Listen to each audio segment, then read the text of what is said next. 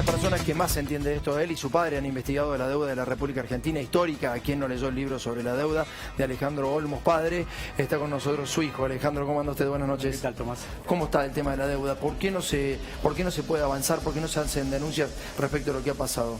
Y porque la deuda es un viejo problema que parece que es un tabú. Yo estaba viendo esto que planteas del Fondo Monetario, sí. Y lo grave que tenemos con el fondo es que el fondo tiene una estructura, primero para garantizarle a los inversores privados que siempre se les pague. Claro. En segundo lugar, que el fondo no puede ser denunciado de ninguna parte del mundo porque tiene más inmunidades que un país soberano. Ah, mira vos. Inmunidad los directores, los operadores, la Junta de Gobernadores, inmunidad de archivos, no se pueden tocar los archivos del fondo. ¿Por qué? Por los estatutos del fondo que lo establecen. Ahora, esas inmunidades además han sido ratificadas por la Convención de Inmunidades y Privilegios de las Naciones Unidas, que determinan que el fondo es indestructible, O sea dañe que a quien dañe. Eso pueden cometer delitos, Claro, y están blindados contra el delito. Por eso, en estas negociaciones que está haciendo el ministro con el fondo, Sí. es decir, tiene la dificultad esa, porque acá hay una realidad, Tomás. El fondo, cuando prestó la plata, sabía que la Argentina no iba a poder pagarla. Claro. Cuando le siguió dando plata, los propios informes del fondo hablaban de que la deuda no era sustentable, no se iba a poder pagar. Es decir, la complicidad del fondo además está dada porque en el artículo 6º se establece que cuando se advierte que hay fuga de capitales, sí, el fondo tiene que advertir al gobierno. Y si el gobierno no le da bola, sancionarlo y se acaba de dar el dinero. Acá se le siguió dando. Además, los propios documentos del Ministerio de Economía, en bonos que se emitieron antes, mostraban ya el panorama caótico económico. ¿Dónde está la plata que nos dio el fondo? ¿Dónde está ahora? Se fue del país. ¿Cómo se fue? Y se fue a través de la famosa fuga de capitales. ¿Eso está registrado en el Banco Central? Sí, el problema es que el Banco Central hizo un informe hace unos meses, sí, pero no puso quiénes eran los que se habían llevado la plata. Entonces no hacemos nada que digamos, sí, se llevaron 86.500 millones de dólares, pero no están identificados los que se llevaron la plata. Ahora, hay un tema que a mí me interesa aprovechar. Te voy a dar una exclusiva. Hay una denuncia del FBI por respecto a la plata a los que fugaron. Hay medios de comunicación. Hay importantes empresarios. El FBI hizo una denuncia justamente por la fuga de capitales. El tema es que si el Fondo Monetario financió esa fuga de capitales, evidentemente si no lo podés investigar, quedas ahí.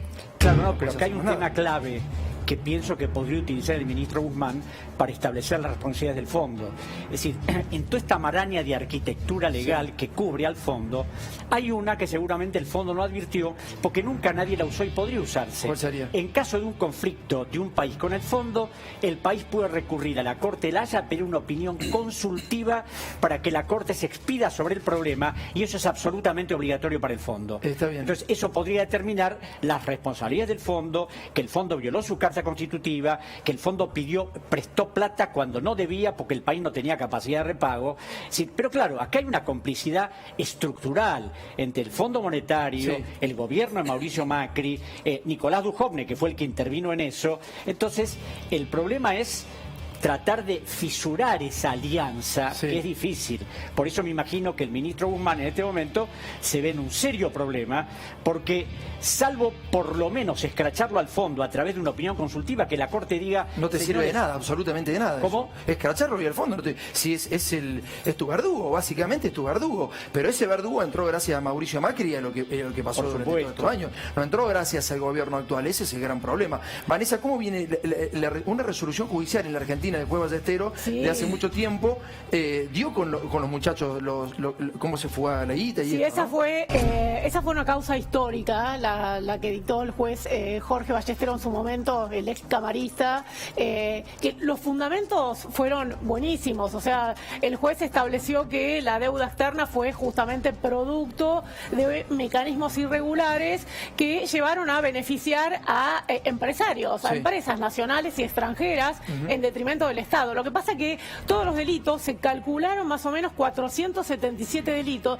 pero todos prescribieron. O sea, ahí tenés argumentos hermosos para sostener lo que fue la deuda externa o los delitos, pero los delitos prescribieron. El fallo fue, te digo, hace exactamente 20 años, en el año 2000 fue ese fallo. Claro. Pero hace muy poquito, y ahora recordé, la Cámara de Casación terminó de desestimar una denuncia, esto fue en septiembre, sí, de desestimar una denuncia que se hizo contra Macri y contra justamente justamente Duhovne, contra Guido Sanleris también, y contra el Fondo Monetario Internacional, justamente por los mecanismos que se usaron. Esta fue una denuncia que hizo en su momento Claudio Lozano, el diputado, y el Observatorio del Derecho a la Ciudad. Ellos denunciaron estos mecanismos. La causa terminó en la nada. Esta es la causa más reciente que hay sobre la deuda externa. La terminó de cerrar en septiembre, hace muy poquito, la Cámara de Casación Penal, diciendo que no hay delito y que no pueden ser querellantes ellos. Decime los nombres de los principales funcionarios que están pegados a todo este tema de la deuda. Melconian es uno, Cavallo es otro. ¿Qué otro más así aparece? Prat Gay es otro. Daniel Marx. Y además te cuento algo que prácticamente no se conoce. En una causa que yo intervengo, el fiscal Federico Delgado pidió imputar penalmente a Mario Quintana, vicejefe de gabinete, a Luis Caputo, exministro de Economía y presidente del Banco Central, a Santiago Baucili, secretario de Finanzas. ¿Por qué? Porque emitían bonos y los compraban por el otro. Es decir, consiguió la Fiscalía Federal, a través de un informe de la SEC y de unos auditores del Banco Central, poder demostrar que estos señores emitían bonos como funcionarios y los compraban.